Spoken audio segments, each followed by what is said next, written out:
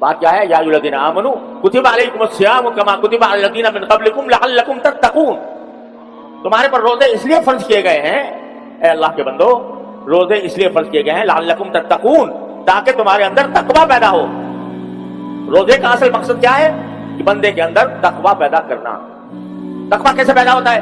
کہ آدمی روزے میں اگر یہ سوچے، یہ سب سوچنے کی باتیں ہیں، اپنے دلوں میں بٹھانے کی باتیں ہیں کہ جب رمضان میں روزہ رکھے ہوئے ہیں، الحمدللہ اللہ تعالیٰ کا فضل و کرم ہے، بڑی نعمت ہے کہ روزے کی اللہ نے توفیق عطا فرمائی. تو مگر یہ سوچے کہ میں کیوں کھانے نہیں کھا رہا، کیوں پانی نہیں پی رہا، بھوک لگی ہوئی ہے مگر نہیں کھاؤں گا، پیاس لگی ہوئی ہے اور گھر میں ٹھنڈا پانی موجود ہے، کوئی دیکھنے والا بھی نہیں ہے، لیکن اس پیاس کو میں ٹھنڈے پانی سے نہیں بجھاؤں گا. کیوں نہیں بجھاؤں گا؟ اس لیے نہیں بجھاؤں گا کہ میرے رب نے، میرے پروردگار نے مجھے منع کیا. ثم اتموا الصیام الی اللیل، یہ فرمایا کہ رات آنے تک، یعنی شام مغرب تک تم کھانے پینے سے باز رہو، نہیں کھاؤ نہیں پیو. اب دیکھو جتنے روزے دار بیٹھے ہیں اللہ تعالیٰ کے فضل و کرم سے، روزے دار بیٹھے ہیں، کیوں نہیں کھا رہے، کیوں نہیں پی رہے؟ اس لیے کہ ان کے پروردگار نے منع کر دیا ہے، مت کھانا مت پینا. تو بھوک لگی ہوئی ہو، پیاس کی شدت سے حلق میں کانٹے پڑ رہے ہوں، لیکن میں مجھے اگر صحیح معنی میں مسلمان آدمی ہے اس کو کہ 1,00,000 روپے لے لے اور روزہ توڑ دے، توڑے گا؟ کیسے ہی کیسے گیا مسلمان ہو، لیکن اس کو کوئی پیشکش کرے کہ 1,00,000 روپے لے کے روزہ توڑ دے، نہیں توڑے گا. کیوں نہیں توڑے گا؟ اس لیے کہ کہتا میں اللہ کا بندہ ہوں، اللہ نے مجھے اپنے فضل و کرم سے یہ نعمت عطا فرمائی ہے کہ مجھے بھوکا پیاسا رکھ رہے ہیں. اس لیے رکھ رہے ہیں تاکہ وہاں جا کر جو مجھے پلائیں گے، وہاں جا کر جو کھلائیں گے، اس آخرت کے اندر پہنچنے کے بعد وہ اس کے آگے یہ دنیا کا کھانا، دنیا کا پانی ہیج در ہیج. اس واسطے میں نہیں توڑوں گا. یہ کیا ہے جو تمہیں دوڑنے سے باز رکھ رہا ہے؟ یہ تقویٰ ہے، یہ تقویٰ ہے کہ میرے اللہ تبارک و تعالیٰ نے مجھے روک دیا، میں نہیں رکوں گا، میں روزہ توڑنے والا نہیں.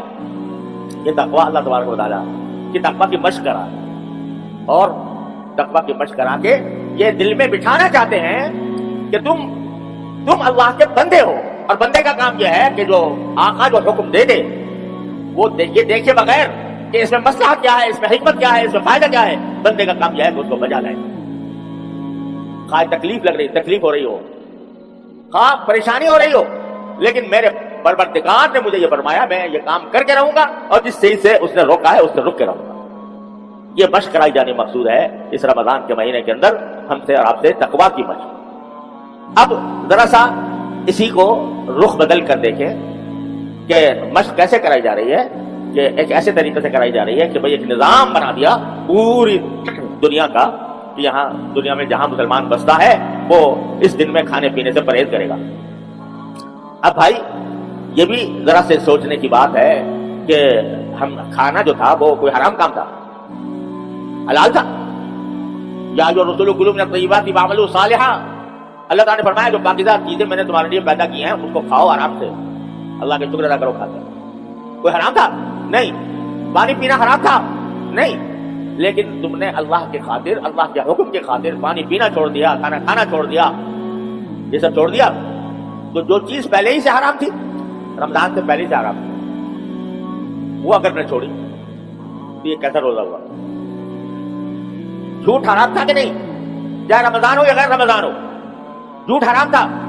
اگر کھانا پینا جو حلال تھا وہ تو چھوڑ دیا، لیکن جھوٹ جو حرام تھا وہ نہ چھوڑا، تو یہ عجیب بات ہو گئی کہ بھئی یہ ایک طرف تو کہہ رہے ہو کہ میرے مالک نے کہا ہے کہ کھانا چھوڑ دو، اسے چھوڑ رہا ہوں، لیکن دوسری طرف مالک نے یہ بھی تو کہا ہے کہ جھوٹ نہ بولنا، وہ نہیں چھوڑتے. اور مالک نے یہ بھی تو کہا ہے کہ غیبت نہ کرنا، وہ نہیں چھوڑتے.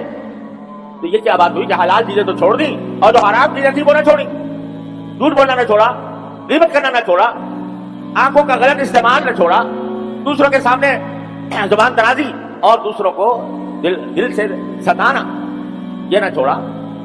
تو بھائی یہ کیا بات ہو گئی کہ حلال چیزیں تو چھوڑ دی اللہ کے کہنے پر، اور جو حرام چیزیں تھی وہ اللہ تعالیٰ کے کہنے پر نہ چھوڑی؟ تو یہ تو کوئی مزیدار روزہ نہ ہوا، یہ تو ایک ظاہری روزہ ہو گیا. لیکن تم نے اگر وہ کام نہ چھوڑے تو تربیت تو یہ دینی مقصود ہے تقویٰ کی کہ اللہ کا حکم جس چیز سے منع کر دے اس چیز سے رک جاؤ، یہ تربیت دینی مقصود ہے تقویٰ کی. تو اس لیے اس مہینے میں صرف اگر کھانا پینا ہی نہیں چھوڑنا، جھوٹ بولنا بھی چھوڑنا ہے، धोखा देना भी छोड़ना है, गीबत करनी भी छोड़नी है, दूसरे को सताना भी छोड़ना है, बुलंद आवाज से बोलकर किसी का दिल दुखाना भी छोड़ना है, और जितने ऐसे काम हैं जो इंसान को तकलीफ पहुंचाने वाले हैं वो भी छोड़ने हैं। बेचारा एक रोजेदार आ गया तुम्हारे पास कुछ चीज खरीदने के लिए, तुमको मैं इसकी खाल खींच के और फिर रोजा रखूंगा, तो उसको गरा फरोशी तुमने रमजान के अंदर शुरू कर दी, तो ये कोई रोजे की हकीकत तुमने न समझी। लअल्लकुम तत्तकून, तकवा के लिए पैदा ये महीना लाया गया है, लिहाजा इससे छोड़ो। यहां तक के रसूल करीम सल्लल्लाहु अलैहि वसल्लम ने फरमाया कि अगर इस महीने के अंदर कोई तुमसे लड़ाई झगड़ा करना भी चाहे, लड़ाई झगड़े पर आमादा हो जाए और तुम्हारे से कोई लड़ाई झगड़ा करना चाहे, तो कहते भाई मेरा रोजा है, यानी मैं तुम्हारी लड़ाई झगड़े में शरीक नहीं होना चाहता, मैं फरीक नहीं बनना चाहता, मेरा तो रोजा है। क्या माना रोजा होने के? जब मेरा रोजा है, खाना पीना मैंने छोड़ रखा है, तो लड़ाई झगड़ा क्यों ना छोड़ूं?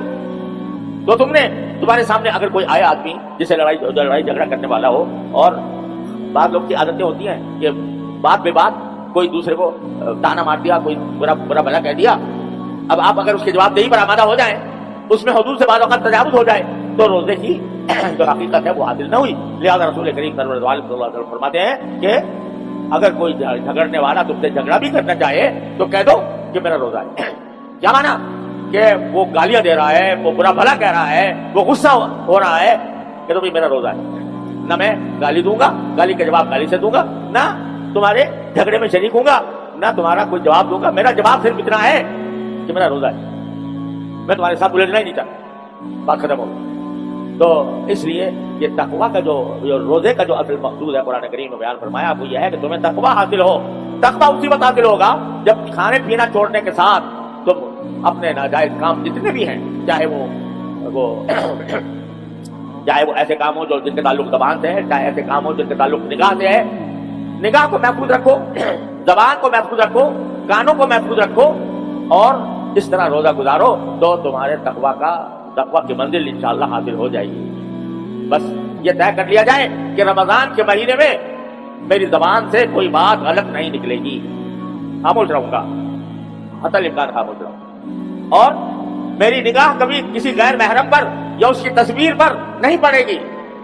एक मुसीबत आ गई है, ये मोबाइल का हर एक के हाथ में है, बच्चे के हाथ में है, और जो गुनाह कभी कहीं जाकर किए जाते थे अपने घर के अंदर खलबत के अंदर किए जा रहे हैं। अरे भाई कम से कम रमजान के अंदर तो कम से कम इससे अपने आप को बचा लो और निगाह की हिफाजत करो। अगर खाना पीना छोड़ दिया और आंखों से गुनाह कमाते रहे, ज़बान से गुनाह कमाते रहे, तो रमजान का फायदा क्या हुआ? लिहाजा अल्लाह ताला हमें इस पर अमल की तौफीक अता फरमाए कि जिस तरह हम खाना पीना छोड़े हुए हैं उसी तरह हर तरह के गुनाह भी छोड़े हुए हों, ज़बान के भी और आंख के भी और कान के भी, हाथ पांव के भी, हर तरह के गुनाह हमने छोड़े हुए हों, तो इंशाअल्लाह इस तरह रमजान गुजरेगा तो रसूल करीम सल्लल्लाहु अलैहि वसल्लम की तरफ से खुशखबरी सुन लो। रसूल करीम सल्लल्लाहु अलैहि वसल्लम ने खुशखबरी दी कि मन सलिम लहु रमजान सलिमत लहु सना, जिसका रमजान सलामती से गुजर गया तो इंशाअल्लाह उसका साल भी सलामती के साथ गुजरेगा। ये रिवायत में नबी करीम सल्लल्लाहु अलैहि वसल्लम के अल्फाज मनकूल है। तो अगर अल्लाह तबारक व तआला हमारा रमजान इस तरह गुजार दे कि गुनाहों से खाली हो, तो इंशाअल्लाह साल भी अल्लाह की रहमत से उम्मीद है कि गुनाहों से खाली होगा। अल्लाह तबारक व तआला अपने फज़ल व करम से अपनी रहमत से हमें इस पर अमल करने की तौफीक अता फरमाए। व आखिर दावाना अल्हम्दुलिल्लाहि रब्बिल आलमीन।